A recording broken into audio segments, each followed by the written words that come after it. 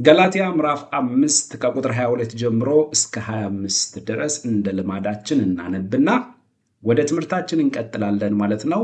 ቁጥር 22 የመንፈስ ፍሬ ግን ፍቅር፣ ደስታ፣ ሰላም፣ ትዕግስት፣ ቸርነት፣ በጎነት፣ እምነት፣ የዋህት፣ ራስን መግዛት ነው።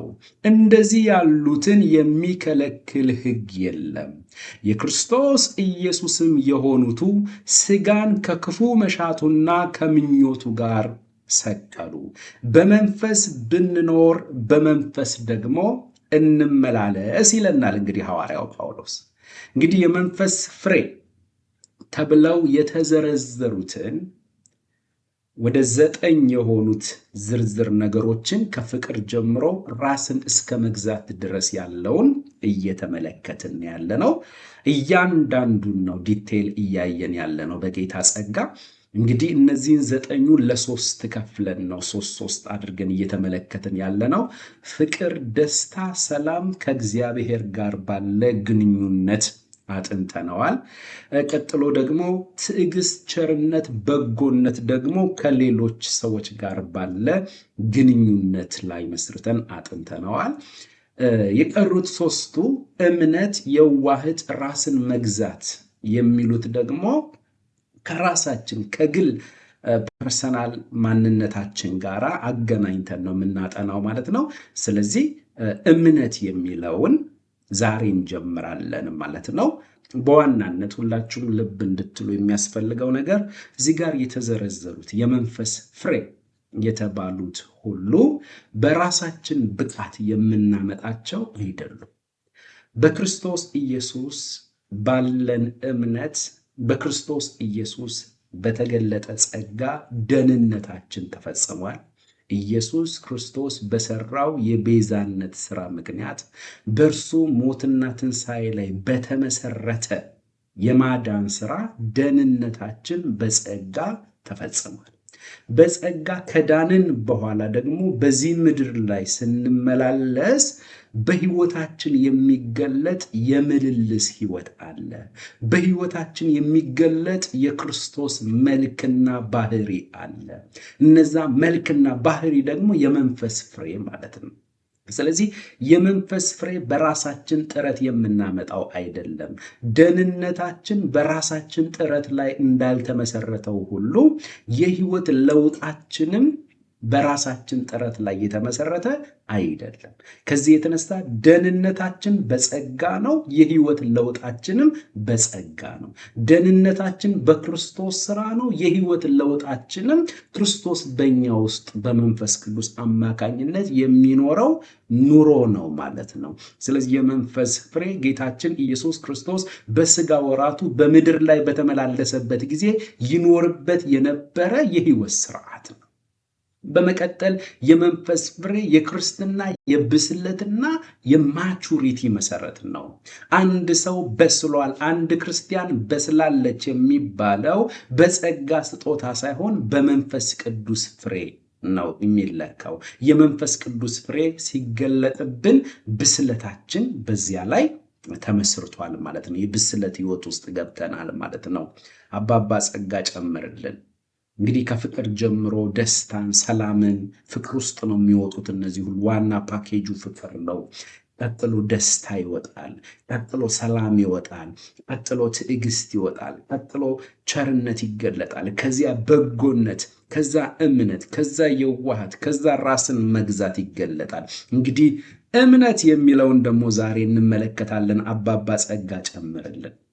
ኦኬ፣ እምነት ወይም ታማኝነት ማለት ይቻላል። እምነት የሚለው የተለያዩ የግሪኩንም ሐሳብ ስንሰበስበው የተለያዩ ኮሜንታሪዎችንም የተለያዩ ባይብል ቨርዥኖችንም ስንመለከት እምነት የሚለው ታማኝነት የሚለውን ነገር ነው የሚይዘውና እምነት ወይም ታማኝነት በግሪኩ ፒስቲስ ማለት ሲሆን አንድ አማኝ በባህሪው ታማኝ፣ ቀጥተኛ፣ ቃሉን አክባሪ፣ በነገር ሁሉ አስተማማኝና ልብ የሚጣልበት ሲሆን በእርሱ ሕይወት የሚገለጥ ባህሪ ነው ማለት ነው።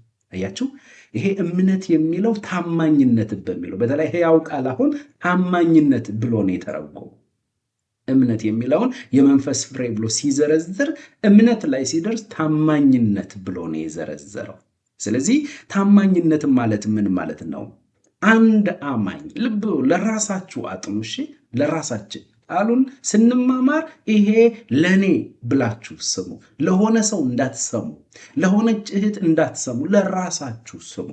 ስለዚህ ታማኝነት ማለት አንድ አማኝ በባህሪው ታማኝ ሲሆን፣ ቀጥተኛ ሲሆን፣ ቃሉን አክባሪ ሲሆን፣ በነገር ሁሉ አስተማማኝ ሲሆን ወይም ልብ የሚጣልበት ሲሆን የሚገለጥ የመንፈስ ፍሬ ነው ማለት ነው። ይሄ ሰው በራሱ ብቃት ታማኝነትን ማሟላት አይችልም።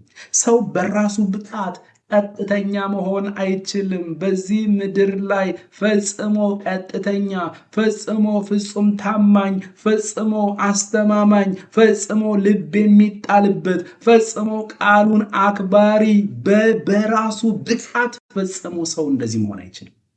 ሰው እንደዚህ መሆን አይችልም።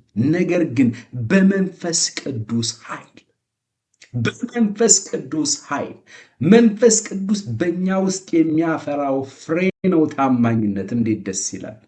አያችሁ፣ የመንፈስ ፍሬ የሚገለጥበት በመንፈስ የሚመራ በመንፈስ የሚመላለስ በመንፈስ ቅዱስ ቁጥጥር ውስጥ ሆኖ ፈቃድ፣ ስሜት፣ እውቀቱን ለመንፈስ ቅዱስ አስገዝቶ የሚመላለስ ክርስቲያን ታማኝነት የሚባል የመንፈስ ፍሬ ይገለጥበታል።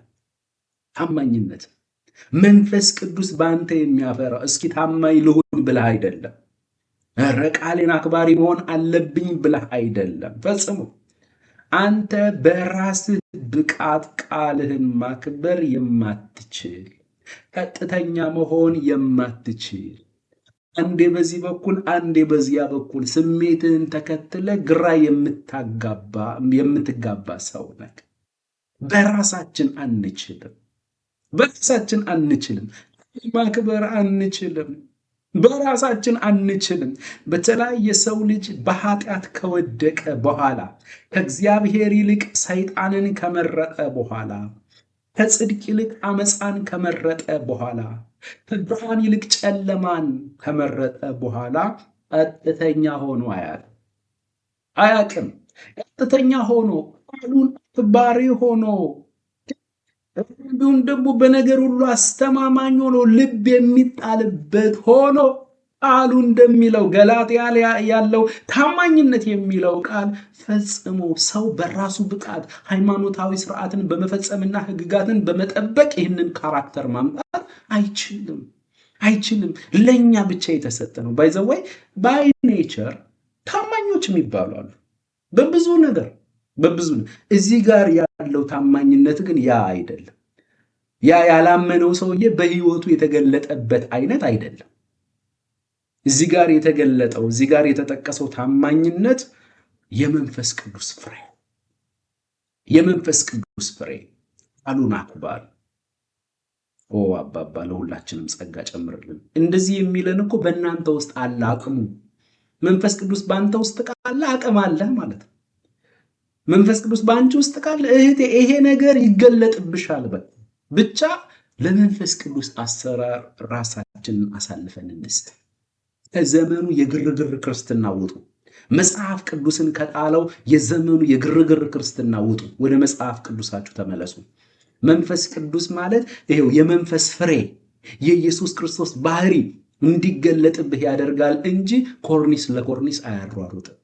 ወንበር ላይ በአንዷ አናት ላይ ዘለሽ በመንፈስ ቅዱስ ተነካው ብለሽ ስትገቢ በበር በኩል ገብተሽ ኦኬ፣ በዚህ በኩል መንፈስ ቅዱስ ቀደህ ውጣ ብሎኛል።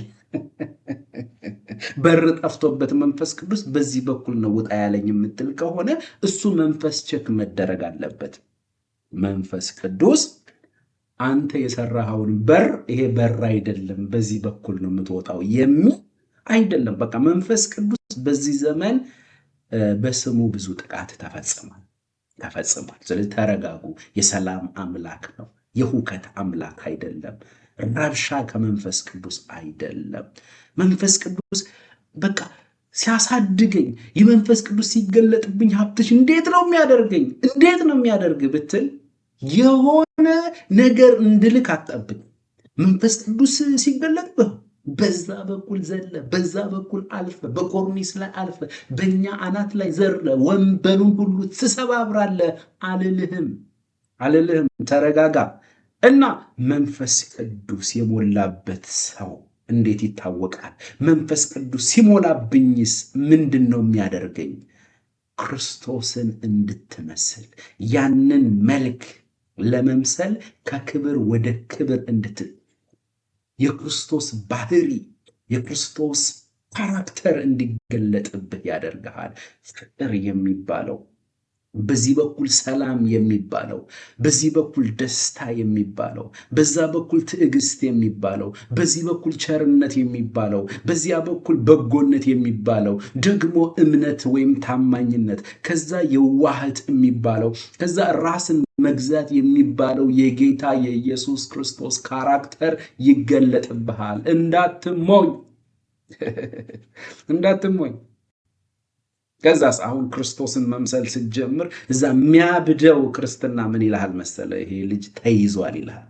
ተይዞ ጣል ብቻ እያሉ ደረቁ ይልሃል። ደረቁ ይልሃል። ክርስቶስን መምሰል ክርስትና ባጭሩ ክርስቶስን መምሰል ነው። በቃ ክርስትና ምንድን ነው ስትል እኩል ይሆናል ክርስቶስን መምሰል።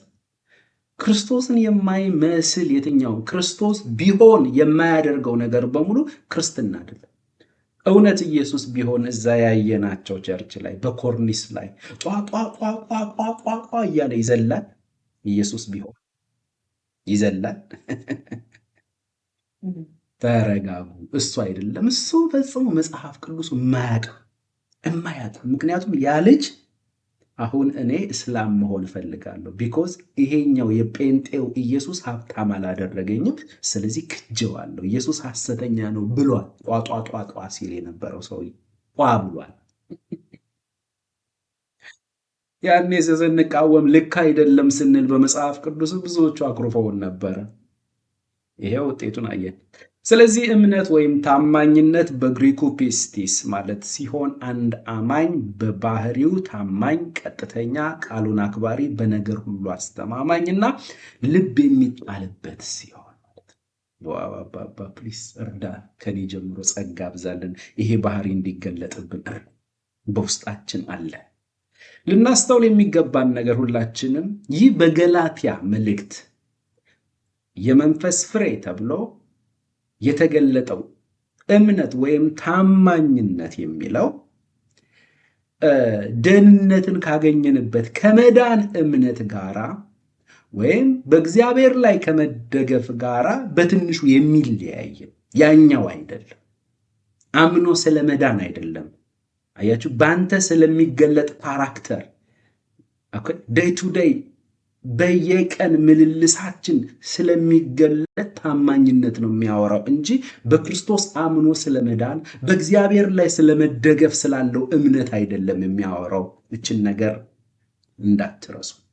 ስለዚህ መንፈስ ቅዱስ በአማኞች ውስጥ የሚያፈራው ይህ ፍሬ ደግሞ በሁለት ዋና ዋና መንገዶች ይገለጣል ማለት ነው። አንደኛ ታማኝነት። ይህ የመንፈስ ፍሬ አንድ ክርስቲያን በቃሉ የሚጸና ቃል ኪዳኑን የሚጠብቅና የማይቀያየር መሆኑን የሚያሳይ። አባባ ጸጋ ጨምርል። ዋው! ይህ የመንፈስ ፍሬ አንድ ክርስቲያን በቃሉ የሚጸና። እባክህ እርዳን። እዚህ ቤት ያለነውን ይኸው በፊትህ ትሁት ሆነናል አባባ። እንድታስተምረን ፈልገን የተሰበሰበን ክርስቶስን እንድትገልጥ ጸጋ እንድታበዛልን ብለን ነው በፊት የቀረብነው አባባ። ሌላ ዓላማ የለንም። ሌላ ምንም አጀንዳ የለንም። ኢየሱስን ፈልገን ቅዱስ ቃልህን ለመማማር ነው የተገናኘ ነው። እርዳን፣ አግዘን። ስታስተምረን ልትቀርጸን፣ ልትረዳን፣ ልታግዘን ክርስቶስን በእኛ ልትገልጥ ፈልገሃልና አግዘን። ስለዚህ ቃሉን የሚያከብር በቃሉ የሚጸና ቃል ኪዳኑን የሚጠብቅና የማይቀያየር መሆኑን የሚያሳይ ነው። እንግዲህ እግዚአብሔር ታማኝ እንደሆነ ሁሉ እግዚአብሔር ታማኝ ነው አይደል? ታማኝ ነው። መጽሐፍ ቅዱስም ምናልባት ኢሳይያስ ምዕራፍ 11 ቁጥር 5 ላይ ጭራሽ የወገቡ መታጠቂያ ታማኝነት ነው ይለዋል ኢየሱስ። የወገቡ መታጠቂያ ታማኝነት ነው። ይዋሽ ዘንድ ሰው አይደለም፣ እሱ ታማኝ ነው። ለሰጠው የተስፋ ቃል እርሱ ምንድን ነው? ታማኝ ነው። እንዲሁም ሰቆቃወ ኤርምያስ ምዕራፍ 3 ከቁጥር 21 ጀምሮ ምን የሚል ቃል አለ?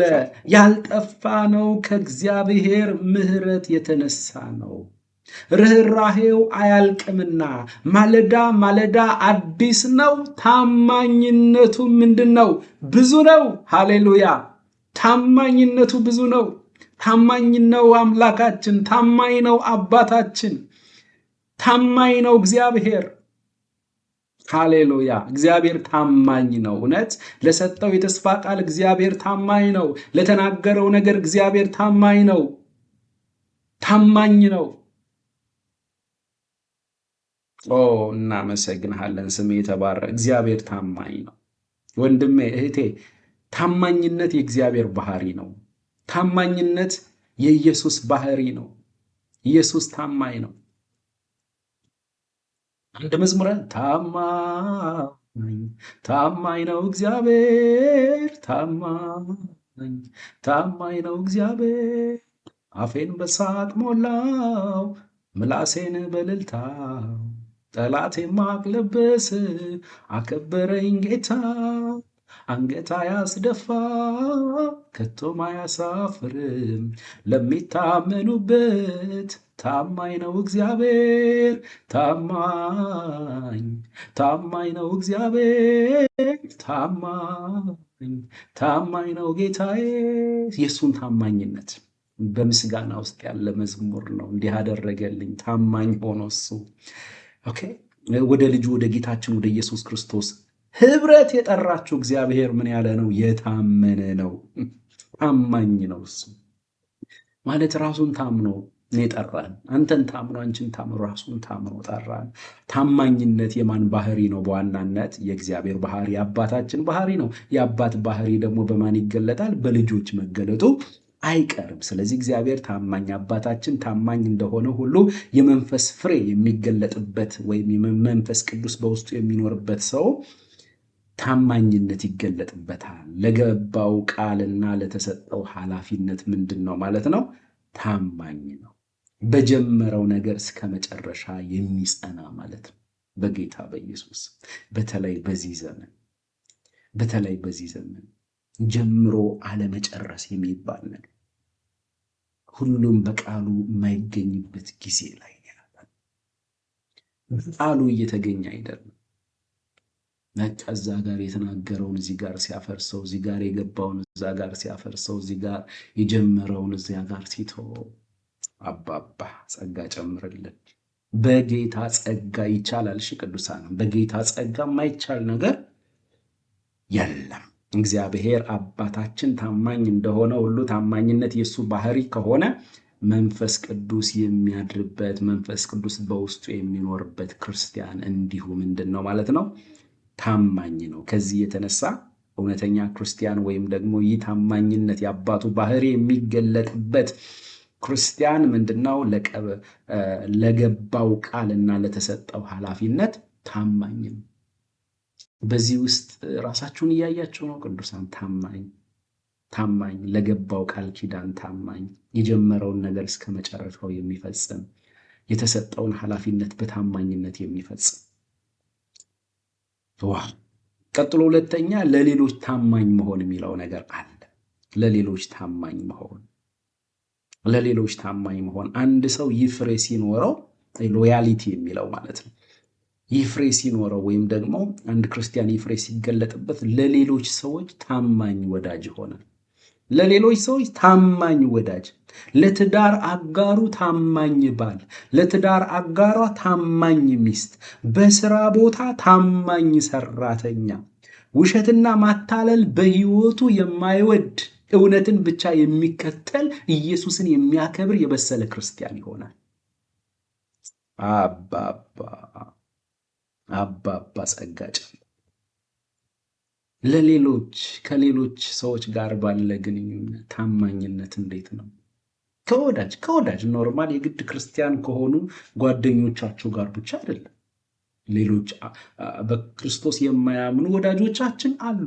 ከእነርሱ ጋር ያለን ታማኝነት፣ ከክርስቲያን ጓደኞቻችን ጋር ባለን ግንኙነት ታማኝነታችን እስከየት ድረስ? ልብ የሚጣልብን ሰዎች ታማኝ ነው አምነዋለሁ፣ ታማኝ ነው እሱ የምንባል ሰዎች ነን? ታማኝነታችንስ እስከየት ድረስ ነው? ቀጥሎ ለትዳር አጋሩ ወንዱ ታማኝ ባል፣ ለትዳር አጋሯ ሴቷ ታማኝ ባል በጌታ ፊት የገቡት ቃል ኪዳን አለ። በጌታ ፊት የገቡት የባልና የሚስት የከበረ በዕድሜ ዘመን ሁሉ የሚቀጥል ቃል ኪዳን አለ። ስለዚህ በዚያ ውስጥ ለወንዱ የተሰጠው ከጌታ ዘንድ የተሰጠው የቤት ስራ አለ፣ ኃላፊነት አለ። እንዲሁም ለሚስት ደግሞ ከጌታ ዘንድ የተሰጠ በቅዱስ ቃሉ በኩል የተገለጠ ኃላፊነት አለ። በትዳር ውስጥ ሴቷ ምን መምሰል እንዳለባት፣ ወንዱ ምን አይነት ባል መሆን እንዳለበት ቅዱስ ቃሉ አስተምሮናል። ኤፌሶን ላይ ግልጽ አድርጎ አስቀምጦታል። አዲስ ኪዳናዊው የክርስቲያኖች ጋብቻ ወንዱ ወይም ባል ምን መምሰል እንዳለበት፣ ሚስት ምን መምሰል እንዳለባት ስለ ጌታ ለሰጠን ኃላፊነት ታማኝ ነን ቅዱሳን። ምክንያቱም የታመነ ሁሉ ጌታ ኢየሱስ ምን አለ? በጥቂቱ የታመነ በብዙ ምን ይላል? ውጤት ስላለው ነው። እሺ ውጤት ከሌሎች ሰዎች ጋር ባለን ግንኙነት ታማኝነት ከተገለጠብን በጥቂቱ የሚታመን በብዙ ይሾማል። ተመልከቱ ቅዱሳን። ቀጥሎ በትዳር ሕይወት ውስጥ ያለ ታማኝነት ጸጋን ያበዛልናል፣ አቅም ያበዛልናል። ትዳራችን የተባረከ ከኛ አልፎ ለሌሎች ሁሉ ፈውስና ምሳሌ ይሆናል። በስራ ቦታ ያለ ታማኝነት እድገትን ያመጣል። በስራ ቦታ ገና በልጅነት ማናጀር ያደርግሃል ጌታ። ገና በልጅነትሽ ገቢዎችን ቢዝነሶችህን ያሰፋል ጌታ። ስትሰሩ እንዴት ነው የምትሰሩት? ፎር ኤግዛምፕል አንድ ነገር ሲሆን ነጮቹ የሚሉት ነገር አለ። አንድ ነገር ልታደርግ ስትል እንዲህ ብለህ ጠይቅ፣ ጌታ ቢሆን ያደርገዋል ወይ? ጌታ ቢሆን ምን አይነት ሰራተኛ ነው የሚሆነው? ጌታ ቢሆን ምን አይነት ባል ነው የሚሆነው? ኦኬ ለምሳሌ መጽሐፍ ቅዱስ ምንድን ነው የሚለው? ኤፌሶን ምዕራፍ 5 ቁጥር 21 ላይ ወደ ሴቷና ወደ ወንዱ ወደ ሚስትና ወደ ባል የትዳር ታማኝነት ወይም ኃላፊነትን ከመስጠቱ በፊት አንድ ነገር ይላቸዋል። ኤፌሶን ምዕራፍ 5 ቁጥር 21 ላይ እርስ በርሳችሁ ወይም እያንዳንዳችሁ በጌታ ፍርሃት የተገዛችሁ ሁኑ ይላል። ኤፌሶን ምዕራፍ 5 ምን ይላል? የእግዚአብሔር ቃል ምዕራፍ 5 ቁጥር አባባ ጸጋ ጨምረድን ቁጥር 21 ለእያንዳንዳችሁ በክርስቶስ ፍርሃት የተገዛችሁ ሁኑ። አያችሁ ማለት አሁን ሊዘረዝር ነው። ቀጥሎ ሚስቶች ሆይ ብሎ ነው የሚጀምረው ቁጥር 22 ላይ። ከዛ ቁጥር 25 ላይ ይሄድና ባሎች ሆይ ይላል የሚስቶችን ከጨረሰ በኋላ ማለት ነው። ከዛ ባሎች ሆይ ይላል ሚስቶችና ባሎች ካለ በኋላ መጨረሻ ላይ ሁለቱን ከዘረዘረ በኋላ ቁጥር 31 ላይ ይሄድና ስለዚህ ሰው አባቱን እና እናቱን ይተዋል ካለ በኋላ ከሚስቱም ጋር ይተባበራል፣ ሁለቱም አንድ ስጋ ይሆናሉ እና ቁጥር 32 ላይ ይሄንን ሁሉ የዘረዘረው እዚህ ቦታ ለማምጣት ነው። ይህ ሚስጥር እጅግ ታላቅ ነው። This mystery is very great. This is a great mystery. But I speak concerning the relation of Christ and the church. ይህን ሁሉ የዘረዘርኩት በእናንተ ጋብቻ ወንዱ ኢሜጅ ኦፍ ክራይስት ነው፣ ሴቷ ኢሜጅ ኦፍ ቸርች ነች። ከዚህ የተነሳ በእናንተ ጋብቻ የክርስቶስና የቤተ ክርስቲያን ምሳሌነት ይገለጣል። በቅርቡ በዚህ ሰዓት እያስተማርኳቸው ያሉ ቅዱሳን አሉ፣ ጅማ ላይ የሚጋቡ። የጅማ ቤተ ክርስቲያን ደግሞ እዛ ጋር ያለችው አጥቢያ የትዳር ትምህርት አብትሽ ያስተምራችሁ ባለበት ቦታ ሆኖ ያስተምራችሁ ብላ ፈቅዳ እያስተማርኳቸው ያሉ ቅዱሳን አሉ። መጨረሻ ላይ በመጽሐፍ ቅዱስ ውስጥ ሁለቱም ተጋቢዎች ወይም ደግሞ ሁለቱም እጮኛሞች በክርስቲያን ጋብቻ ውስጥ ያላቸው ድርሻ ምን ይመስላል? ጌታ የሰጣቸው የሥራ ድርሻ፣ ጌታ የሰጣቸው ኃላፊነት ሚስትን በሚመለከት ኢሜጅ ኦፍ ቸርች ነች እና ኤፌሶን ምዕራፍ 5 ከቁጥር 22 እስከ 24 ድረስ አንደኛ ለጌታ መገዛቷን የምታሳይበት ነው። ትዳሯ አያችሁ፣ ለጌታ መገዛቷን የምታሳይበት ነው። በትዳር ውስጥ ጌታ እንደሚላት አይነት ሴት ከሆነች እውነት እሷ ጌታን ታከብራለች። ጌታን ማምለክ ነው፣ ጌታን ማክበር ነው። ለባሏ ጌታ እንዳላት ከሆነች የሚገርማችሁ ነገር ቤት ውስጥ አምልኮ ጮኋል። ቤት ውስጥ ሰማይ ላይ ያሉ መላእክቶች የሚመለከቱት ክርስቶስንና ቤተ ክርስቲያንን የሚገልጥ ትዳር ነው ያላቸው። የሰማይ መላእክቶች ዋው ይላሉ። ርኩሳን መናፍስቶች የሚፈሩት ትዳር ቢኖር እንደዚህ አይነት ትዳር ክርስቶስንና ቤተ ክርስቲያንን የሚገልጥ። ምክንያቱም እግዚአብሔር በትዳር በክርስቲያኖች ጋብቻ ውስጥ ቸርች ፕላንት አድርጓል። ሰይጣን ደግሞ እየተከታተለ ደግሞ ያንን ቸርች ማጥፋት ነው የሚፈልገው። ስለዚህ ክርስቲያኖችን ለማፋታት ይታገላል። አያችሁ ቅዱስ አስተውሉ። ክርስቲያኖች ተጋቡ ማለት እግዚአብሔር ቸርች ፕላንት እያደረገ ነው። ይበዛሉ፣ የቤት አምልኮ ይጀመራል። ስለዚህ ለሴቷ ምንድነው ማለት ነው? ጌታን ማክበሯን፣ ለጌታ መገዛቷን የምታሳይበት ነው። ስለዚህ ከባሏ ጋር ባለ ግንኙነት ጌታ የሰጣትን የቤት ስራ እንደሚገባ ኃላፊነቷን ሳትወጣ የኳየር ቀሚስ አድርጋ ካላበድኩ ብትል አምልኳ በዜሮ ይባዛል። እንመጣበታለን ወንዱን ጋር። ቀጥሎ ክርስቶስ የቤተ ክርስቲያን ራስ እንደሆነ በማወቅ ያው ዘሴም እንደዛ አድርጎ ነው የገለጠው። ባልም ደግሞ የሚስቱ ራስ እንደሆነ ጠንቅቃ ልታውቅ ይገባል። ይህንን ቋንቋ በጣም ማጥራት እፈልጋለሁ። የሚስት ራስ ባል ነው ማለት ምን ማለት ነው? ፈላጭ ቆራጭ ብለው ነው አብዛኞቹ ሰዎች የሚተረጉሙት። ፈጽመው ኃላፊነት ነው። ኃላፊነት ነው ማለት ኢየሱስ የቤተ ክርስቲያን ራስ ነው። እንደዚህ እኮ መቀየር ነው እኮ። ኢየሱስ የቤተ ክርስቲያን ራስ ነው። ስለዚህ ኢየሱስ ፈላጭ ቆራጭ ነው። ፈላጭ ቆራጭ ነው። ቤተ ክርስቲያንን ባገኘው አጋጣሚ የሚቀስፍ ነው። ፈጽሞ ፍቅር የሚሰጥ ነው፣ የሚንከባከብ ነው። ኦኬ በቃሉ ውሃ የፊት መጨማደዷን ይህ ዓለሙ ነገር፣ በዚህ ዘመን ደግሞ ቲክቶክ ላይ ያለው ፌስቡክ ላይ ያለው ነገር ቤተክርስቲያንን በቃ ፊቷን እያጨማተረው ነው። ስለዚህ በቃሉ ውሃ እያጠበ ሜካፕ እያደረገ ያስተካክላታል፣ በመንፈስ ቅዱስ ያስተምራታል። ኃላፊነት ነው። ራስነት እንዲህ ማለት አይደለም። እሺ አይደለም። ሲጀመር ራሱ ትክክለኛ ጸጋ የገባው ክርስቶስን የሚያፈቅር እውነትን የተረዳ ባል እንዴት ራሱ እጁን ሚስቱ ላይ ያነሳል? ፈጽሞ ኢትዮጵያዊ ጌታን የማያውቁ ሰዎችና አባቶቻችን ይኖሩበት የነበረው አይነት ትዳር የምታስብ ከሆነ ገና ነፃ አልወጣህም። ዴሊቨረንስ ያስፈልጋል። ገና ነፃ አልወጣህም። ዴሊቨረንስ ከሱስ ብቻ አይደለም። ዴሊቨረንስ ከሆነ ነገር ብቻ አይደለም። ዴሊቨረንስ እንደ ቃሉ ሳይሆን ትዳሬን እንደ አያቶቼ እንደ ቅድመ አያቶቼ መምራት እፈልጋለሁ ካልክ ወንድሜ የነፃ መውጣት ፕሮግራም እናዘጋጅልሃለን።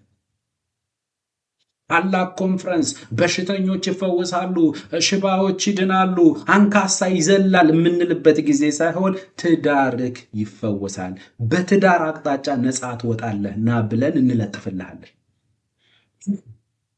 ብዙ ትዳሮች ፈውስ ብዙ ባሎች ፈውስ ያስፈልጋቸዋል። ኢትዮጵያዊ ባል፣ የእውነቴን ነው የምላችሁ፣ ኢትዮጵያዊ ባል ሮማንቲክ ባል አይደለም። ስለዚህ ክርስቶስ የቤተ ክርስቲያን ራስ ነው። የስ ባል ደግሞ የሚስቱ ራስ እንደሆነ ጠንቅቃ ማወቅ አለባት። ፍቅር አለ፣ መግቦት አለ፣ መመሪያ አለ። እያንዳንዱን ነገር በሙሉ አውርተው ሲጨርሱ መቋጫውን ነገር በሙሉ ይጨርሳል። ለምን? ይህንን ኦርደር በዚሁ አጋጣሚ ባለትዳሮች ስሙ። እግዚአብሔር አለ፣ ክርስቶስ አለ፣ ባል አለ፣ ሚስት አለች፣ ልጆች አሉ። ይህንን ተዋረድ እግዚአብሔር ያስቀመጠው ተፈጥሯዊ የሆነ የፋሚሊ ኦርደር ነው።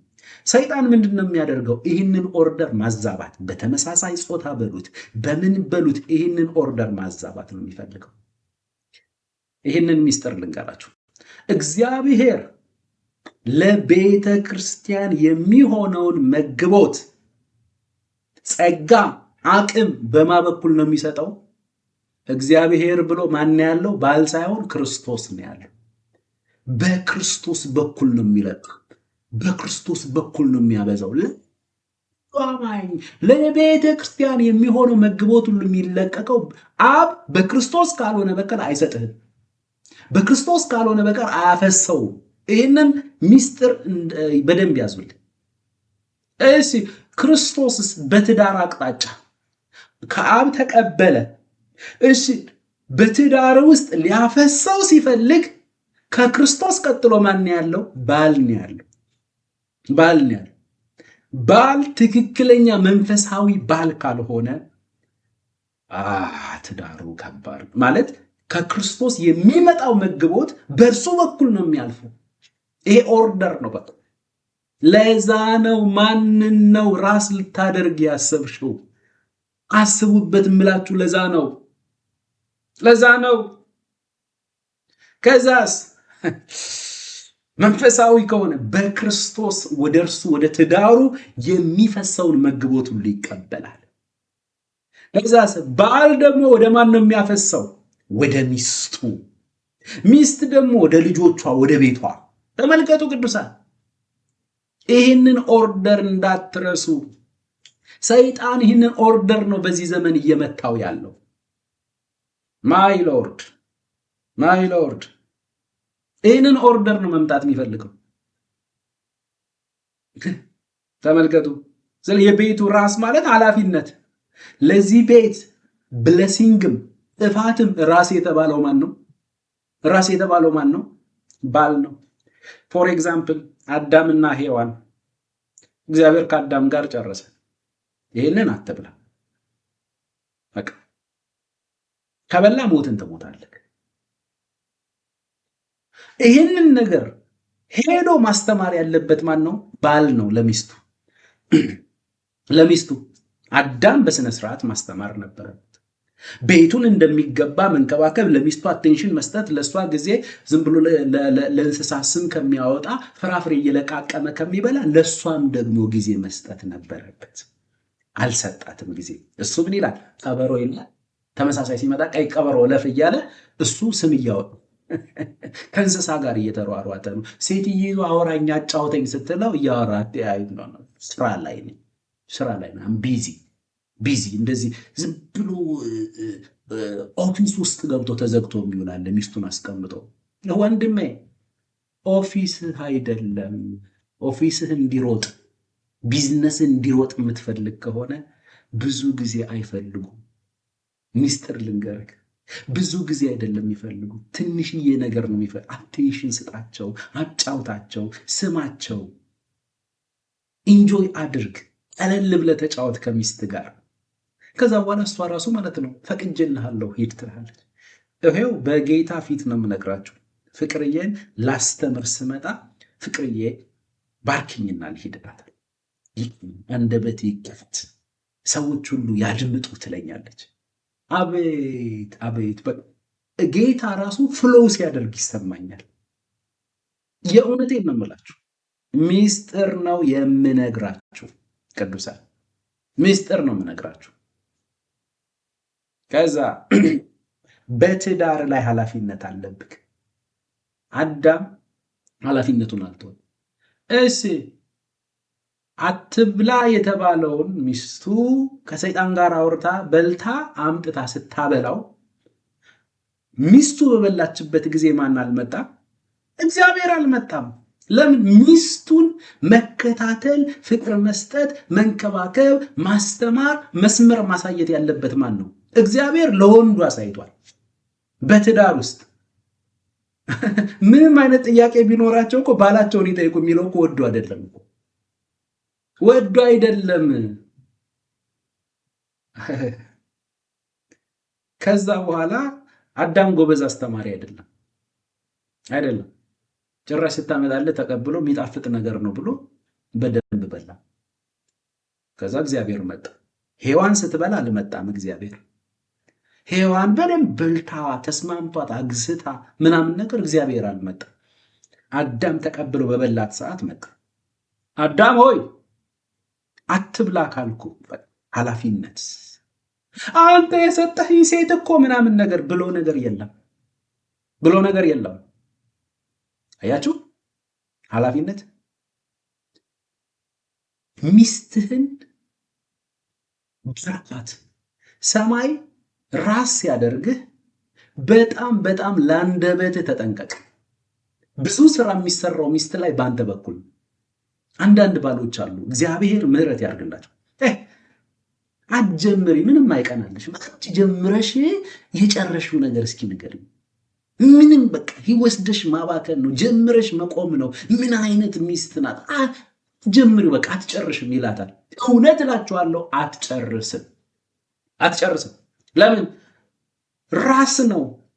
ኔጌቲቭ ቃል ካወጣባት ይይዛታል። በቃ ቤቱ ይያዛል። ተመልከቱ ባሎች፣ በትዳር ውስጥ ያላችሁ ወንድሞቼ፣ ደግሞም ገና የምታገቡ ባሎች በደንብ ስሙኝ። ወንዶች ስሙኝ። በሚስት ላይ ብለሲንግ፣ በሚስት ላይ ትችያለሽ። ክርስቶስ በውስጥሽ አለ። የጌታ ጸጋ በአንቺ ውስጥ አለ። እንችላለን። እኔም ከአንቺ ጋር ነኝ። ትማሪያለሽ። ዲግሪሽን፣ ሁለተኛ ዲግሪሽን መስራት ትችያለሽ። ቢዝነስ ከጀመርሽ ይሳካልሻል። ከጎንሽ ነኝ። አብሬሽ እወጣለሁ፣ አብሬሽ እገባለሁ። በቃ የሚያቆማት የለም አልኩ። የሚያቆማት የለም። እነሱ ሲስቁልህ፣ እነሱ ሲደሰቱ ደግሞ ቤቱ ሁሉ ይስቃል። አንተ ቤቱ ሁሉ ይደሰታል። ሚስት ስታዝን ካኮረፈች፣ እውነት እልሃለሁ ኮምፒውተር ያኮርፈሃል። ኮምፒውተርን ክፈት አይልህም። እውነቴን ነው የምልህ። ስለዚህ ሚስትህን አስደስት። ከሚስት ጋር ቢኢንጆይ ዩ አር ኢሜጅ ኦፍ ክራይስት። ቦታህን ያዝ፣ የወንድነት ቦታህን ያዝ። ኢየሱስ ቤተ ክርስቲያን ላይ ይወድሻለሁ ብሎ አልተለያትም አይደለም፣ ራሱን በመስጠት ፍቅሩን ገለጠ። አንተም ደግሞ ወድሻለሁ የሚለው ጥሩ ነው። ካበሻም ወድሻለሁ፣ አፈቅርሻለሁ ትልቅ ነገር ነው። አልፈክ ደግሞ ኦኬ፣ በስጦታዎች በምኖች በኢንጆይ አድርጉ፣ ራት ብሉ፣ ደስተኛ አድርጋት። ማንም የለህም በምድር ላይ እሷ ናት እርቃኗን በፊት የምትቆመው፣ አምና ከአንተ ጋር የምትኖረው፣ ከእግዚአብሔር ዘንድ የተሰጠች በረከት እሷ ናት። ብዙ ማውራት ይቻላል። ስለዚህ ባል የሚስት ራስ መሆኑን ጠንቅቃ ማወቅ፣ ሚስት በሁሉ ነገር ለባሏ መገዛት አለባት ይላል። ባይዘወይ አሁን እንደጠቀስኩት አይነት ባል ካገኙ ሴቶች ይገዛሉ። እውነት ላይ ይህን የሚያሟላ ስለሌለ ነው። ፈላጭ ቆራጭ ልሁንብሽ ሲል በቃ ሴትን ልጅ ሚስትህን በፍቅር ካልሆነ በስተቀር መንፈሳዊ ወንድ ካልሆንክ በስተቀር ፈጽሙ። ይሄ እንደዚህ አድርጌ የሳይኮሎጂ መጽሐፍ አግኝቻለሁ፣ እነ ሲግማንድ ፍሮይድ የጻፉትን 10ቱ ሚስትህን በራስ ቁጥጥር ስር አድርገ የምትኖርበት ፖይንት። በትዳር ስኬታማ መሆን ትፈልጋለህ የሚሉት በአንተ ላይ ቢዝነስ እየሰሩ ነው። እነሱን ተዋቸው። እኔን አዳምጠኝ፣ ወደ እግዚአብሔር ቃል ተመለስ። የትዳር መስራቹ ሲግመንድ ፍሮይድ አይደሉም። የትዳር መስራቾች ሳይኮሎጂስቶች አይደሉም። የትዳር መስራቹ እግዚአብሔር ነው። መስራቹ እሱ ራሱ ቅዱስ ስለሆነ ትዳር ቅዱስ ነው። መስራቹ የተከበረ ስለሆነ ትዳር የተከበረ ነው። መስራቹ የሰጠው ራሱን የቻለ ፕሪንስፕል አለ፣ ኦርደር አለ። በቃሉ በኩል የተገለጠውን የትዳር ኦርደር በደንብ ተከተል። ለአንተ የተሰጠ ኃላፊነት፣ ለእሷ የተሰጠ ኃላፊነት አለ። ስለዚህ ሚስት በሁሉ ነገር ለባሏ መገዛት፣ በቃ ትክክለኛ ክርስቶስን የምትመስል ከሆንክ ትመጣለች ወደ ትክክለኛው መስመር መንፈሳዊ ክርስቶስን ከመሰለ። ይኸው ለክርስቶስ እየየ እያሉ ነው አይደል የሚጸልዩት? እየየ እያሉ ነው። ክርስቶስን ይወዱታል።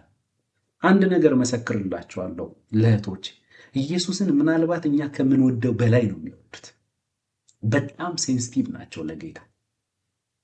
ልቧን ግን አትስበረው። ለጌታ ያላትን ነገር አታበላሽባት። የምትወደው ጌታ አይነት ካራክተር ባንተ ይገለጥ።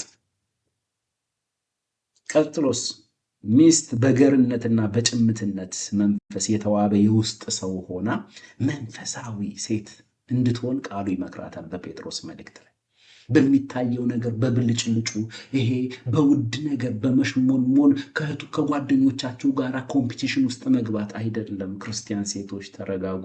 አይደለም ኮምፒቲሽን ውስጥ ሳትገቢ ክርስቶስ የሚፈልጋት አይነት ሴት ሆነሽ የምትፈልጊውን ነገር መንዳትም መኖርም ትችያለሽ። ግን እንዳትረሹ በሰው ፊት ሳይሆን በጌታ ፊት የሆነ በእግዚአብሔር ፊት ዋጋው እጅግ ውድ የሆነ የተዋበ በጭምትነት የተሞላ ትክክለኛ መንፈሳዊ ሴት እንድትሆኝለት ነው አባትሽ የሚፈልገው። አባትሽ የሚፈልገው በዚህ ዘመን ደግሞ ሰይጣን የሚፈልገው ደግሞ አለ። ሴት ልጅ ራቆቷና መንደር ላይ እንድትሄድ የተዋበች በጌታ ሽፍንፍን ተደርገ የተሰራችው የተከበረችውን ፍጥረት የሚያዋርድ ነው የዚህ ዘመን ዲሞክራሲ። የሰይጣን አሰራር ነው። የማርቼት መንፈስ ነው። ማርቼት ስፒሪት ነው። በጌታ ላይ እንዲያምፁ ነው የሚያደርጋቸው። ትውልድ እንዲያምፅ ነው የሚያደርገው። ሴት ልጅ ባይዘወይ የተከበረች ፍጥረት ናት። ራቁቷን እንድትሆን አይፈቀድም። ጌታ አይፈልግም። እሱ እኮ ራቁቱን ሆነልሽ እኮ። እሱ ራቁቱን የሆነው እኮ አንቺ ራቁትሽን መንገድ ላይ እንድትወጪ አይደለም እኮ። ጌታ ሆይ ጸጋ ጨምርልን። እሱ የጽድቅ ልብሳችን ነው። እሱ ቅድስናችን ነው። በጌታ ፊት በእግዚአብሔር ፊት ያለን መልካችን ክርስቶስ ነው። ኢየሱስን ለብሰሽ በአብ ፊት እንደገና እርቃንሽን በዚህ መንገድ የምትሄጂ ከሆነ ትልቁን ውበትሽን አትሸዋል። ዓለም እያጨበጨበች ወደ ረከሰ ነገር ነው ዋጋሽን ነው ከንቱ የምታደርገው። እህቶቼ ስሙኝ፣ ያላገባችሁ እህቶቼ you are precious። እናንተን መምታት ነው የሚፈልገው ሰይጣን። ኦኬ፣ የሚስት ድርሻ ነው ይሄ። ለባሏ እንዴት መሆን አለባት? ምን አይነት ሚስት መሆን አለባት? ቀጥሎ የባል ወይም የወንድ ድርሻስ ምንድን ነው? ኢሜጅ ኦፍ ቸርች ነው። ባይዘወይ የወንዱ ነው ከባድ፣ የሚጸለይም ለወንዱ ነው። ለምን መሰላችሁ? እነሱን ተገዙ፣ ባልሽን አክብሪ፣ እንደዚህና እንደዚህ ሁኝ ነው ያላት። ግን ምን አይነት ወንድ ሲሆን ነው እንደዛ የሚሆነው? ክርስቶስን የሚመስል እና ለጌታ መገዛቱን እሱም የሚያሳይበት ነው። እሷም መገዛቷን የምታሳይበት ነው። በአጭሩ ትዳር አምልኮ ነው፣ የአምልኮ ህይወት ነው። የትዳርን አምልኮ ኢንጆይ ሳያደርግ መድረክ ላይ እጄን አነሳው ላመልክ፣ ሃሌሉያ ሃሌሉያ፣ አንቺ እጅሽን አታነሽም እንዴ ብሎ ነገር የለም ብሎ ነገር የለም። ቤት እጅህን ሚስት ላይ አንስተህ መተህ በሰው ሁሉ ፊት ምናምን ነገር በተለይ ሽማግሌዎችን እያየ አት የምታደርገው ወንድሜ ተረጋጋ። ሚስት ላይ እጅህን አንስተህ እጄን አነሳው ላመልክ፣ እንዴት ነው አብሮ የሚሄደው? ጌታ ተገልጦ ምን እንደሚል ታውቃለህ? እጅህን ሰብስብ ሚስት ላይ ነው የሚል። ሂድና ሚስትህን መጀመሪያ ስድስት ለገዛ ቤት ካልሆንክ ለእኔ ቤት ልትሆን አትችል። ሚስቴ ጋራ አምልኮዬን ሳልፈጽም ኢንጆይ ሳላደርግ ብዙ ነው።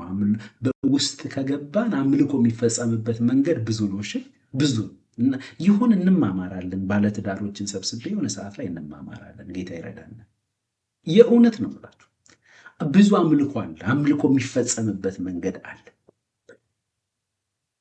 ሚስት ላይ የሆነ አገልጋይ መጥቶ እጁን እንዲጭን እንዳታ፣ አንተ ራስህ ጫንባት። አንተ ራስህ ጸልይ። አካሎቿን ሁሉ እየነካ ከራስ ፀጉር እስከ እግር ጥፍሯ ጸልይላት። አንተ ጋር ትልቅ ነገር አለ። ባልነ ራስነ ለጌታ መገዛትን የምታሳይበት ነው። ክርስቶስ ቤተክርስቲያንን እንደወደዳት እንዲሁ ይውደድ ይላል። ታማኝነት ውስጥ ነው ያለው። ታማኝነት ውስጥ ክርስቶስ ቤተ ክርስቲያንን እንደወደዳት ባሎች ሆይ ብሎ ነው። ክርስቶስ ደግሞ ቤተ ክርስቲያንን እንደወደዳት ሚስቶቻችሁን ውደዱ። ማን ማንን እንደወደዳት ነው ያለው? ኦቴሎ ዴዝዴሞናን እንደወደዳት አላለም። ሮሚዮ ጁሊየትን እንደወደዳት አላለም። በዛብህ ማናት ሰብለ ወንጌልን እንደወደደ አላለም። ብዙ የፍቅር ታሪኮች አሉ፣ ብዙ ድርሰቶች አሉ፣ በፊልም መልኩ የተሰሩ አሉ። እንደዛ አይደለም። እነሱ ይህንን የከበረ ትዳር ሊገልጡ አይችሉም። ማንን? ክርስቶስ ቤተ ክርስቲያንን። ያኛው የጥቅማ ጥቅምና የመገዳደል ታሪክ ብትለው ይሻላል። አንቺ ለሌላ ወንድ ሆነሽ ማየት አልፈልግም ሮሚዮ፣ አንተ ለሌላ ሴት ሆነ ማየት አለ እና ራሳችንን እናጥፋ እና ይህ የፍቅር ታሪክ ነው እንዴ? ሰብለ ወንጌልና በዛብህ ተተረከ፣ አብረን ተተርኮ አዲስ ዓለማየሁ ጻፉት። ሰንትራን እኮ አብረን ሄድን እኮ ሲታራኪያን ጎጃም ድረስ ተጓዝን። በጣም ብዙ ሀገሮችን አወቅን። እዛ ገጠራማውን ቦታ ብዙ ደብሮችን አብረን ገባን። የቆሎ ተማሪ ሆነን አብረን ገባን። ከዛ ጎጃም ውስጥ ሄደው እነሱም አለቁ። አቤት ጌታ ኢየሱስዬ! እና ክርስቶስ ቤተክርስቲያንን ስለወደዳት ምን አደረገ? እሱ ዋናው ነገር ስለወደዳት ምን አደረገ? ራሱን አሳልፎ ሰጣት። ዋው! ወንድሜ ከፊት ለፊትህ እንደ ክርስቶስ አትሰቀልም። አይዞህ አትሰቀልም፣ ግን ራስህን ለሚስትህ ስጣት። ንጹሕ ልብህን ለሚስትህ ሙሉ በሙሉ አውለው። ጌታ ይረዳል። አፍቅራት፣ ውደዳት፣ ተንከባከባት፣ አግዛት። ቤተ ክርስቲያን እኮ አንዳንድ ጊዜ እኮ ትረብሻለች ኢየሱስን። የሚያሳዝን ነገር ታደርጋለች። ስለዚህ ኢየሱስ ምን አደረገ? ወደዳት፣ ራሱን አሳልፎ ሰጠ። እንደዚሁ ምናልባት ወክ እያደረክ እንኳን ግልጹን ወክ እያደረክ እንኳን መኪና ወይ የሆነ ነገር ብስክሌት ዘሎ ቢመጣ የጠላት አሰራር ነው ብለህ አንተ መሮጥ የለብህም። እሷን አቁም። የፈለገ ነገር ቢሆን እዛ ላይ እንደው ወንድነትህን መምጣት አለበት። በቃ ሲጀመር ወክ ስታደርጉም ስትንቀሳቀሱ እሷን በመኪናው በኩል የምታደርግ ከሆነ አንተ ወንድሜ ገና ነፃ ያልወጣ ነገር አለ። አልጋ ላይ እሷን በበር በኩል የምታደርግ በለው። ከእንደዚህ አይነት ሰው ጋር እንዴት ሆነና አብረን በጸጋ ቤተሰብ ውስጥ የምንቀጥለው?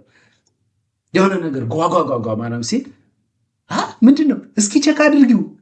ወይኔ አፍሯለሁ በአንተ። ጌታ ብቻ አይደለም የሚያፍረው፣ እኔ ራሱ አፍርብሃለሁ። አይ ኢየሱስዬ፣ እውነቴን ነው የምላችሁ ቅዱሳን፣ ጌታን ፈለገ ነገር ቢሆን ከምንም ማድረገ ጌታ ይረዳሃል። እኛም እናግዛለን፣ እንጸልይልሃለን። የሆነ ኤሌክትሪክ ሲበጠስ ምናምን ሶኬት ምናምን የሆነ ነገር የሚቀየር ነገር ሲኖሩ እንትን የሆነ ሰሪ ያለ ልደውልለት አትበል። ስራ እስኪ ብሎኑ እንትኑ መፍቻው የታለ ምናምን ነገር ግዛ። ዝም ብለህ ጎርጎር፣ የሆነ ነገር ይሳካልሃል። በቃ ኤሌክትሪክ ላይ ሲሆን ሙሉ በሙሉ አጥፍተህ የእንትኑን ሙሉ የአፓርታማውንም ቆጣሪ አጥፍተህ ሙሉ ስራው እንተ ስትሰራ ነው የሚያምረው። ቀለም ምናምን ነገር ቀለም ቀቢላ አስመጣ አትበል። እንዲሁም ቢኢንጆይ ከሚስት ጋር ኢንጆይ እያደረገ ቀባው። አንተ ቀደም። እውነቱን እኮ ነው የምላችሁ። የትዳር ትምህርት ነው። ታማኝነት በትዳር ውስጥ ምን ይመስላል ስለሚረዳን ነው። ኢየሱስ ፍቅሩን የገለጠው በድርጊት እንደሆነ ሁሉ ባል ከሚስቱ መልካም ነገር በመነሳት ሳይሆን እንዲሁ ሊወዳት ያስፈልጋል። ባል ሚስቱን እንዴት ይውደዳት? እንደገዛ ስጋው አድርጎ ይውደዳት። እንደ ገዛ ስጋ የገዛ ስጋውን የሚጠላ ማንም የለም። የሰው ስጋ ልትጸየፍ ትችላል፣ የራስህን አካል ግን አትጸየፍ። በየቀኑ ነው የምታጥበው። እንደዛ ማለት ነው። ሲርብህ እንደሚርባት እያሰብክ ሲርብህ አንቺ አዘጋጅተሻል እንዴ ብለህ ትዝ ሊልህ ይገባ። እሷ መብላቷን አረጋግጥ። መጀመሪያ እያወራን ያለነው የመጽሐፍ ቅዱሱን ባል ነው። ዝም ብሎ ፖለቲካውን ተውት፣ ቲክቶክ ላይ ያለውን ተውት። ኦኬ በመኩሪያው እየጸጋ ይብዛል። የሚገርም ነገር ነው። እንትን ያለኝ የሆነ ኮንፊዥኖች፣ ግርግር፣ አለመግባባት ምናምን ይፈጠራል። በደንብ ነው የሚፈጠር። እሱ ራሱ በጣም ትልቅ ደስ የሚል ኢንጆይ የምታደርግበት የተለያያችሁ ፍጥረቶች እንደሆናችሁ እግዚአብሔር እነዚህን የተለያዩ ጾታዎች ነው እንግዲህ አንድነት ውስጥ አስገብቶ እየሰራቸው እየቀረጻቸው፣ ጸጋው በዛ ሰዓት ነው የሚታየው። ተመልከት። ስለዚህ በዛ ውስጥ በምትሆንበት ጊዜ ጥበብ ይሰጥሃል ጌታ፣ ጸጋ ይጨምርልሃል፣ ለእሷም ጸጋ ያበዛልሻል። ስለዚህ ባል ሚስቱን እንደገዛ ስጋው አድርጎ ሊወድ ይገባል። ታማኝነት ነው በትዳር ውስጥ። ባል የሚስቱን ሰውነት ሊመግብና ሊንከባከብ ይገባል እንጂ ሊመገብ ባል በሚስቱ ሊመገብ አይደለም። መጀመሪያ ሚስትህን መግብ። ይኸው እዚህ ጋር ምን ይላል? ማንም የገዛ ስጋውን የሚጠላ ከቶ የለምና የአካሎች ብልቶች ስለሆነ ክርስቶስ ደግሞ ለቤተ ክርስቲያን እንዳደረገላት ይመግበዋል፣ ይንከባከበዋል። ያ ሚስትህ ኖራ መታየት አለባት፣ ቆንጆ ሆና መታየት አለባት። ከአንተ ጋር እየኖረች ክርስቶስ ከገባው ሰው ጋር እግዚአብሔርን ከሚፈራ ቅዱስ ቃሉን ከሚያከብር ሰው ጋር እየኖረች አምሮባት ልትኖር ይገባል። በደንብ ሜካፕ እንደተሰራች ሰውነቷ የሚያስፈልጋት አቅርቦት ሁሉ ለሰውነቷ የሚሆን ነገር ጥፍሯን እንድትሰራ እያንዳንዱን አምራ ተውባ በቃ ውብ እንድትሆን አድርግ። ፀጉሯን በደንብ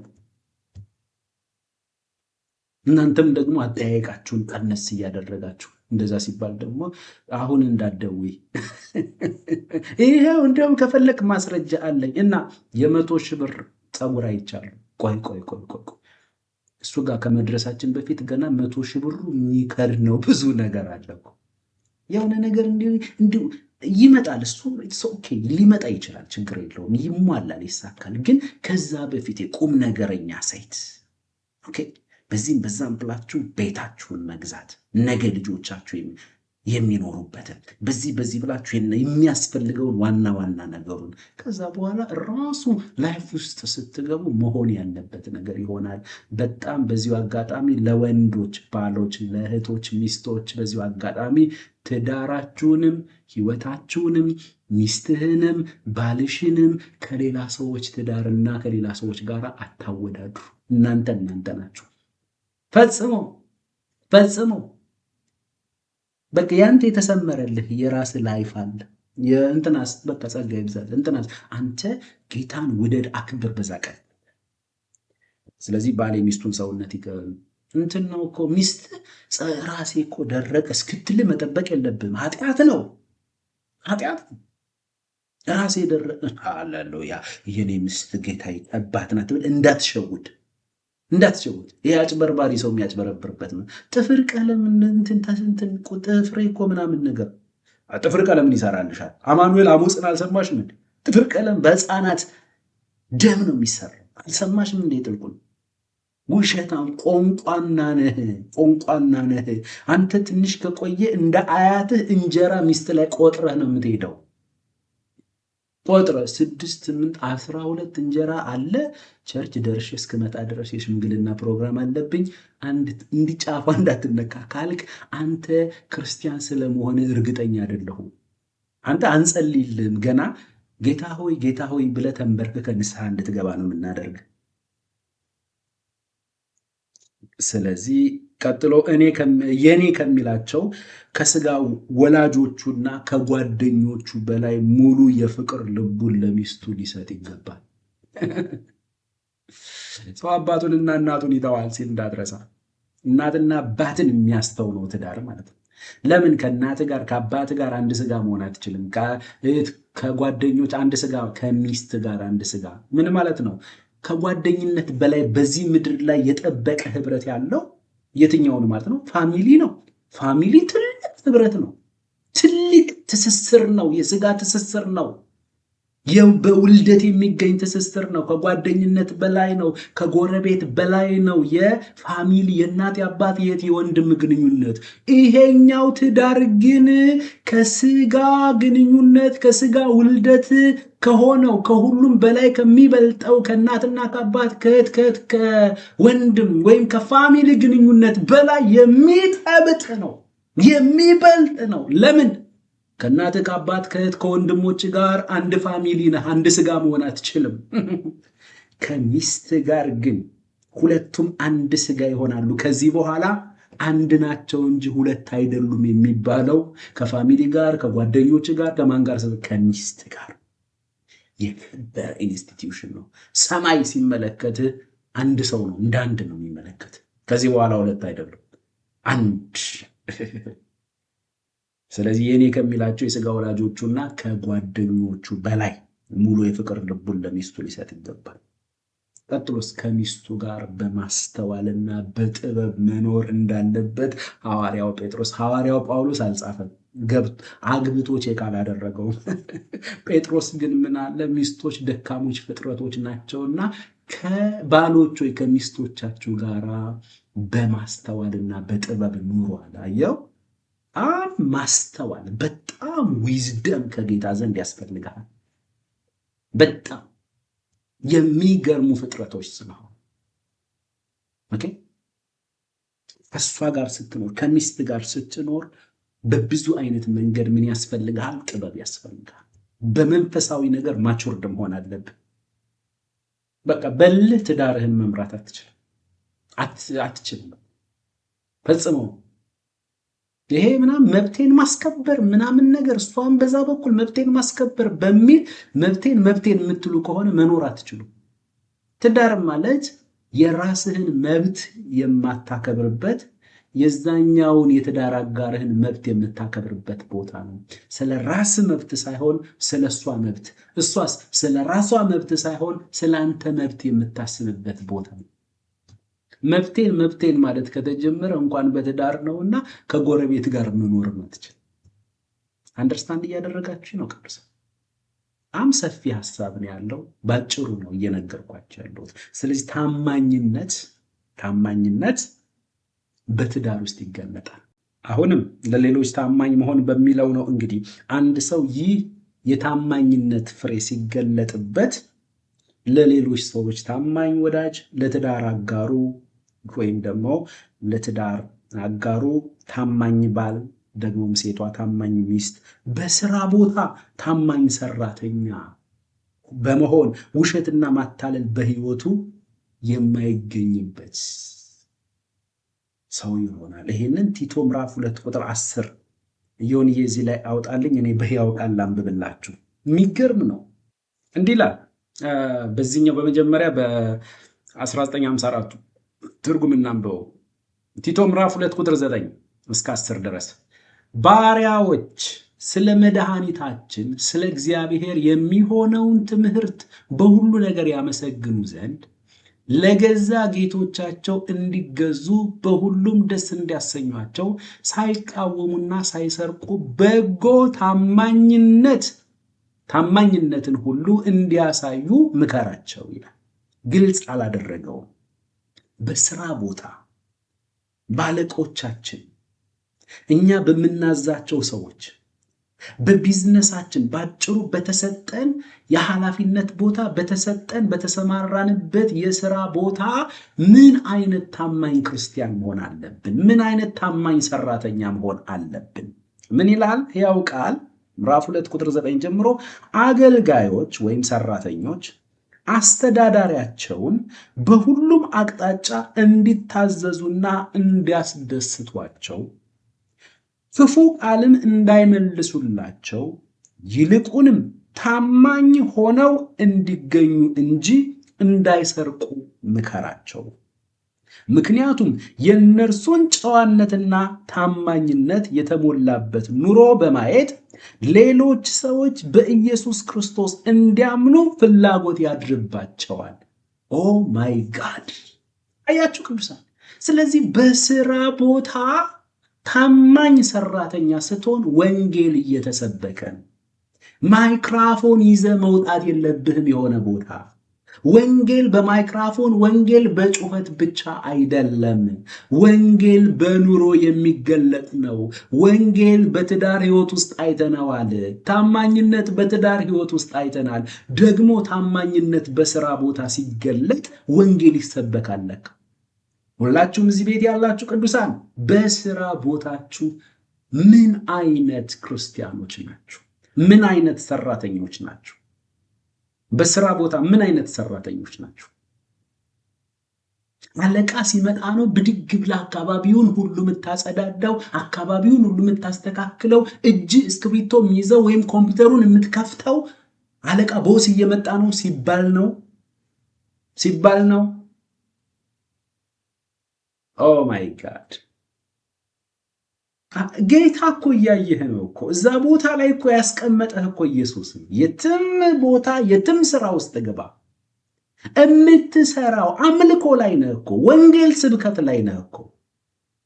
አንተ በታማኝነት ከሰራህ ኢየሱስ ይነሳል። እንደሱ አይነት ታማኝ ክርስቲያን ዋው! በዚህ ዘመን ማግኘታችን ይሄ ኢየሱስ ግን ይባላል። ይሄ ኢየሱስ ግን ይባላል። በተቃራኒው ደግሞ ታማኝነት የጎደለበት እዚህ ጋር ያሉ ሌሎች ካራክተሮች ቢገለጡ ደግሞ ኢየሱስ ነው የሚሰደብ። ምን ኢየሱስ ትላላችሁ? ኢየሱስ መቼ አስተካከለ? ኢየሱስ ሰው የማያስተካክል ከሆነ ታዲያ በሱ ማመን ጥቅሙ ምንድን ነው ወደሚለው ይሄዳሉ። ያንተን ላይፍ ነው የሚያዩት፣ ያንችን ላይፍ ይከታተላሉ። ባይነግሯችሁም ብዙ ሰዎች በስራ ቦታ ያላችሁን ነገር ይከታተላሉ። ታማኝነት፣ ለስራ ቦታ ለስራ ሰዓት ታማኝ መሆን፣ ለአለቆቻችሁ ታዛዥ መሆን። በአንተ ላይ አለቃ ነው በቃለት። የት? ስራ ቦታ ላይ ካንተ በላይ ያለው ሰው ወይም ደግሞ አለቃ የተደረገው ሰው በቃ ጌታ ኢየሱስ እንደዛ እንዲሆን አድርጎታል። አለቃ ነው። በስራ አቅጣጫ እሱን ሪስፔክት ማድረግ አለብህ። በስራ አቅጣጫ የሚያዝህን ነገር እንደሚገባ ሰርተ ቶሎ ፈጽመ ማስደሰት አለብህ። በጥቂቱ ስትታመን ስራ ቦታ ላይ ጌታ ነገ አንተን ቦስ አድርጎ ምናልባት ከሱ በላይ ወስዶ ሊያስቀምጥህ ይችላል። ወይም እሱ ወደ ሌላ ቦታ ሲያድግ አንተ ደግሞ በሱ ቦታ ልትሾም ትችላለህ። ታማኝ ሰራተኛ ኢየሱስ ቢሆን ምን አይነት ሰራተኛ ይሆናል? ኢየሱስ ቢሆን አለቃ ሲያይ ነው አካባቢውን ሁሉ የሚያጸዳዳው፣ ኮምፒውተሩን የሚከፍት አለቃ መጣ ሲባል ነው ኢየሱስ። እንደዚህ አይነት ሰው ደግሞ ስራ መስራት የማይፈልግ ደግሞ የደሞዝ ቀን እሱ ነው የሚረብሸው አካባቢው። እንዴት ደሞዝ እንዴት ዘገየ ይላል። ገና እኮ 25ኛ ቀን ነው ወይ ደግሞ እንደዚህ 20 ቀን ነው እኮ። ከ15ኛው ቀን ጀምሮ የሚታመሙ ደሞዝ ዘገየ እኮ የሚለው ያ ሰውዬ ነው። ቁጭ ብሎ መብላት ነው፣ ቁጭ ብሎ መቀበል ነው። በመስሪያ ቤቱ ላይ የሆነ ነገር ለማድረግ በጎን በኩል እቃዎችን አውጥቶ ለመሸጥ፣ በዚህ በኩል እንደዛ ለማድረግ ሰው ይጋደላል። ስለዚህ ወንድሜ ክርስቲያን እህቴ፣ በስራ ቦታ ላይ እንደዚህ አይነት አመፀኞች ሲኖሩ እናንተም አብራችሁ ትሳተፋላችሁ ከሌብነቱ ጋር። ምን በዚህ ካልተጠቀምን ታዲያ ያው የመንግስት ነው ምናምን ነገር ምንድን ነው? ጌታ ራሱ በዚህ አቅጣጫ እንድንጠቀም ፈቅዷል ልትለይ ነው? ሌብነቱን መንፈሳዊ ልታደርገው ነው? በቃ አመፅ ነው፣ ኃጢአት ነው። በቃ ያለ መስሪያ ቤቱ ፈቃድ ስቲል ራሱ ይዘ ከወጣ ሌብነት ነው። በስራ ቦታ ላይ ስልጣን ላይ ያላችሁ፣ እዚህ ቤት ያላችሁ ስልጣን ላይ ያላችሁ ወንድሞቼ ምን አይነት ባለስልጣን ናችሁ? ፈላጭ ቆራጭ፣ ተሳዳቢ አሉ። ተሳዳቢ የሚሳደባል ፈጽመው ክርስቶስን ነው የምታሰድቡት። መስራ እዛ ላይ ሰራተኛው በሙሉ አንተ እንደዛ በመሆን አንተን ብቻ ተናግሮ አያቆምም። ይሄ እኮ ደግሞ ክርስቲያን ነኝ ይላል እኮ ኢየሱስን እኔ ኢየሱስ የሚሉት ሰዎችም ይሄ ኢየሱስ ምን እያደረጋቸው ነው? ወደዛ ነው የሚሄዱት። ስለዚህ ወንድሞቼ እህቶቼ፣ በስራ ቦታ ምን አይነት ታማኝ ሰራተኞች ናቸው? ምን አይነት ታማኝ? ምናልባት መስሪያ ቤቱ ስላንተ የሚመሰክረው ስላንቺ የሚመሰክረው ነገር፣ አለቆቻችሁ ስላንተ የሚናገሩት ስላንቺ የሚመሰክሩት ነገር፣ የሥራ ባልደረቦቻችሁ ስላንቺ የሚናገሩት ነገር ምን ሊሆን ይችላል? ኢየሱስ ሁሉን እየተመለከተ ነው። ታናሽ ወንድሜ ብሎ ነው ያስገባክ። ታናሽ እህቴ ብሎ ነው እዛ ቦታ ላይ ያስገባሽ። በተለይ ስልጣን ላይ የተቀመጣችሁ ደግሞ እዛ ቦታ ላይ ያስቀመጣችሁ ኢየሱስ ነው። በምን አይነት መንገድ ነው ስልጣን የያዛችሁት? የሚያምጽ ክርስቲያን እንዳለ ታውቃላችሁ? አለቃውን ለመጣል የሚያምጽ በአለቃ ላይ የሚያምጽ ክርስቲያን በቃ እንደዚህ እናድርግ፣ እንደዚህ ስሙን ለማጥፋት እንደዚህ እናድርግ ምናምን ነገር እንዲከስር እናድርግና ከዛ በኋላ እሱ ሲለቅ ደግሞ እኛ እንቆጣጠረዋለን ብሎ አድማውን የሚመራው ክርስቲያን ጴንጤ ይኖራል። በስራ ቦታ ዓለማውያን እኮ በቃ እናንተ ዝም ብላችሁ ኢየሱስ ጌታ ነው አትበሉ ብለውናል እኮ ብለው። በስራ ቦታ ኢየሱስን እያስከበርን አይደለም። በታማኝነትና ጎበዝ ሰራተኛ በመሆን የሚሸለሙት ሌሎች ናቸው። ጴንጤ አጨብጫቢ ብቻ።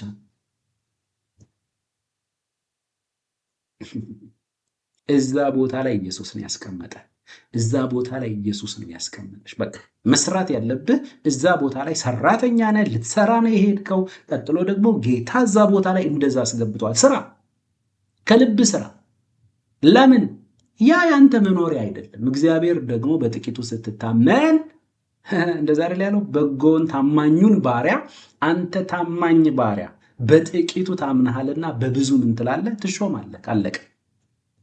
እያየህ ነው። ኢየሱስ እያየሽ ነው። እያያል ዋው ይላል። ለዚች ታናሽ እህቴማ እንደዚህ አክብራኝ ታማኝነቷን ስራ ሰዓት ሳታጓድል አመፅ ውስጥ ሳትገባ በስነ ስርዓት ቦሶቿን ወይም ደግሞ አለቆቿን አክብራ የምትሰራ ከሆነ በሚቀጥለው ደግሞ የሆነች ነገር አዘጋጅቼላታለሁ ይላል ኢየሱስ። ከዛ ሳታውቂው በወጣትነትሽ ሳታውቀው በወጣትነት ትልቅ ቦታ ላይ ትቀመጥ። ለምን? እዛ ቦታ ላይ ብትቀመጥ ኢየሱስን ነው የምታሳየው። ስራ አይበደልም። አንተ ባለህበት ቦታ አመፅ አይስተናገድም። ከእውነት ጋር እንጂ ከአመፅ ጋር፣ ከእውነት ጋር እንጂ ከውሸት ጋር አብራችሁ አታመፁ። እናመሰግናለን። ስለዚህ እንደዚህ አይነት ታማኝ አገልጋዮች እንድንሆን ይፈልጋል። ኔክስት ላይ ጌታ ይረዳናል። ይህ እምነት ወይም ታማኝነት በእግዚአብሔር በሆነ ነገር ላይስ እንዴት ነው ጨካኞች እንድንሆን ታማኞች እንድንሆን የሚያደርገን የሚለውን ደግሞ እንመለከታለን ማለት ነው። ሰፊ ነገር ስላለው ለእኛም ስለሚጠቅመን እናየዋለን ማለት ነው። የዛሬው ይህንን ይመስላል። ከእግዚአብሔር ከአባታችን ከጌታም ከኢየሱስ ክርስቶስ ብዙ ጸጋ፣ ብዙ ሰላም፣ ብዙ ምሕረት ለሁላችን ይሁን። አሜን።